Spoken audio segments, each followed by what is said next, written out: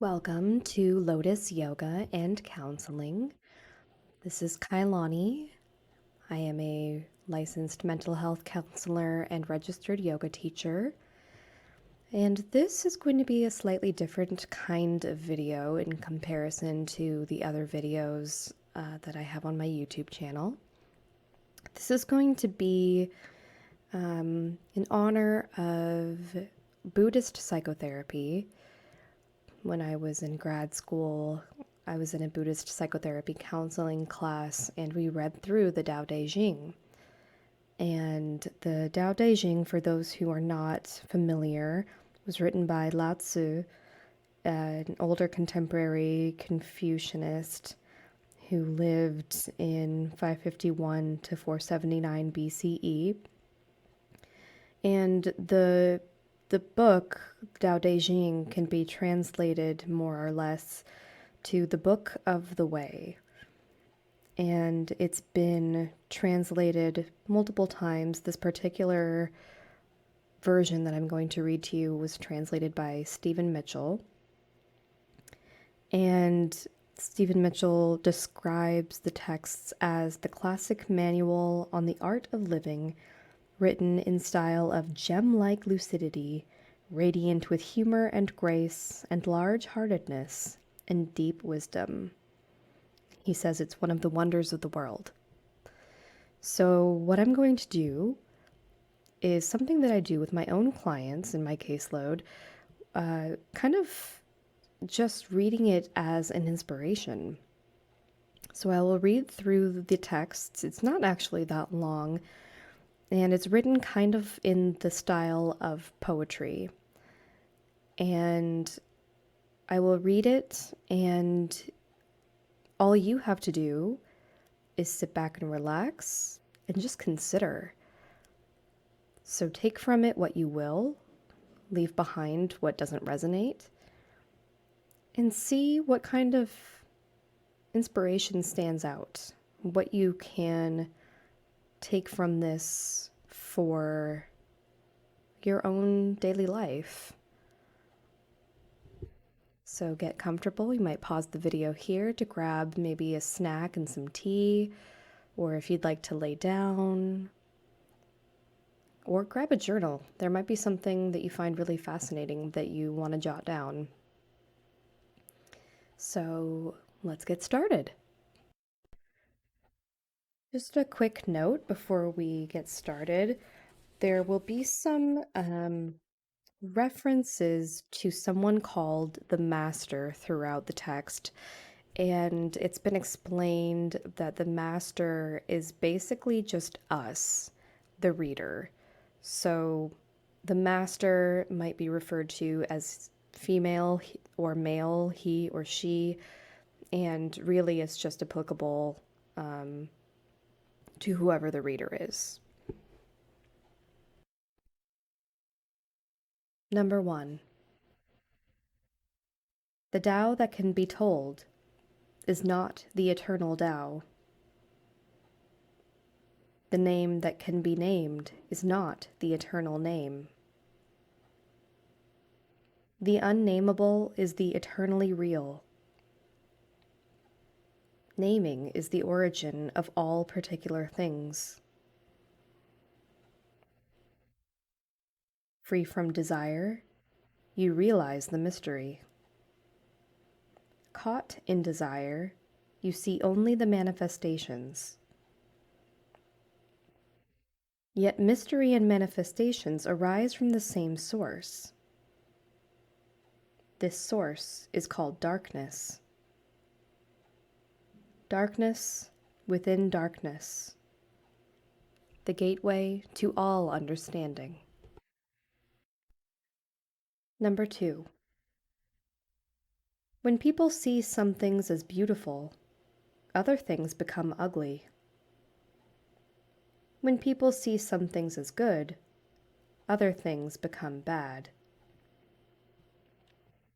Being and non-being create each other. Difficult and easy support each other.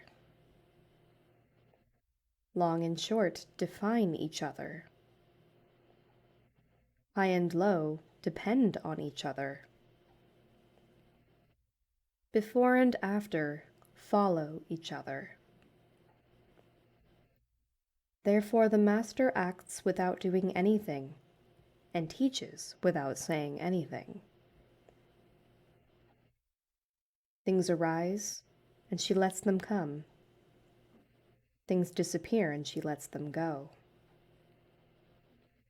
She has but doesn't possess, acts but doesn't expect. When her work is done, she forgets it. That's why it lasts forever. Number 3. If you overesteem great men, people become powerless. If you overvalue possessions, people begin to steal.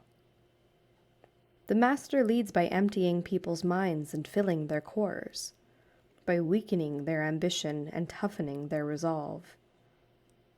He helps people lose everything they know, everything they desire, and creates confusion in those who think that they know. Practice not doing, and everything will fall into place. Number 4. The Tao is like a well, used but never used up. It is like the eternal void, filled with infinite possibilities. It is hidden but always present. I don't know who gave birth to it. It is older than God. Number 5. The Tao doesn't take sides. It gives birth to both good and evil. The master doesn't take sides. She welcomes both saints and sinners. The Tao is like a bellows. It is empty, yet infinitely capable. The more you use it, the more it produces. The more you talk of it, the less you understand. Hold on to the center. Number 6. The Tao is called the Great Mother. Empty yet inexhaustible, it gives birth to infinite worlds. It is always present within you. You can use it any way you want. Number 7. The Tao is infinite, eternal. Why is it eternal? It was never born, thus it can never die. Why is it infinite? It has no desires for itself, thus it is present for all beings. The master stays behind. That is why she is ahead. She is detached from all things. That is why she is one with them. Because she has let go of herself, she is perfectly fulfilled. Number 8.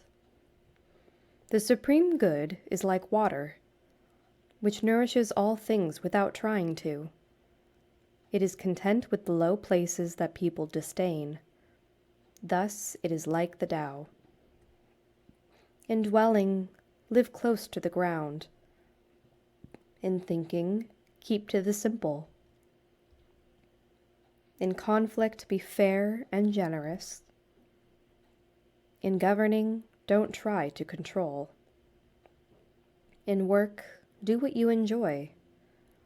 In family life, be completely present. When you are content to be simply yourself and don't compare or compete, everybody will respect you. Number 9. Fill your bowl to the brim, and it will spill. Keep sharpening your knife, and it will blunt. Chase after money and security, and your heart will never unclench. Care about people's approval, and you will be their prisoner. Do your work, then step back. The only path to serenity. Number 10. Can you coax your mind from its wandering and keep to the original oneness? Can you let your body become supple as a newborn child's? Can you cleanse your inner vision until you see nothing but the light? Can you love people and lead them without imposing your will? Can you deal with the most vital matters by letting events take their course? Can you step back from your own mind and thus understand all things? Giving birth and nourishing, having without possessing, acting with no expectations, leading and not trying to control. This is the supreme virtue. Number 11. We join spokes together in a wheel, but it is the center hole that makes the wagon move. We shape clay into a pot, but it is the emptiness inside that holds whatever we want. We hammer wood for a house, but it is the inner space that makes it livable. We work with being, but non-being is what we use. Number 12. Colors blind the eye, sounds deafen the ear, flavors numb the taste, thoughts weaken the mind, desires wither the heart. The master observes the world but trusts his inner vision. He allows things to come and go. His heart is open as the sky. Number 13. Success is as dangerous as failure. Hope is as hollow as fear. What does it mean that success is as dangerous as failure? Whether you go up the ladder or down it, your position is shaky. When you stand with your own 2 feet on the ground, you will always keep your balance. What does it mean that hope is as hollow as fear? Hope and fear are both phantoms that arise from thinking of the self. When we don't see the self as self, what do we have to fear? See the world as yourself. Have faith in the way things are. Love the world as yourself, then you can care for all things. Number 14. Look, and it can't be seen. Listen, and it can't be heard. Reach, and it can't be grasped. Above, it isn't bright. Below, it isn't dark. Seamless, unnameable, it returns to the realm of nothing. Form that includes all forms, image without an image, subtle, beyond all conception. Approach it and there is no beginning. Follow it and there is no end. You can't know it, but you can be it, at ease in your own life. Just realize where you come from. This is the essence of wisdom. Number 15. The ancient masters were profound and subtle. Their wisdom was unfathomable. There is no way to describe it. All we can describe is their appearance. They were careful as someone crossing an iced-over stream, alert as a warrior in enemy territory, courteous as a guest, fluid as melting ice, shapeable as a block of wood, receptive as a valley, clear as a glass of water. Do you have the patience to wait till your mud settles and the ice is clear? Can you remain unmoving till the right action arises by itself? The master doesn't seek fulfillment. Not seeking, not expecting, she is present and can welcome all things.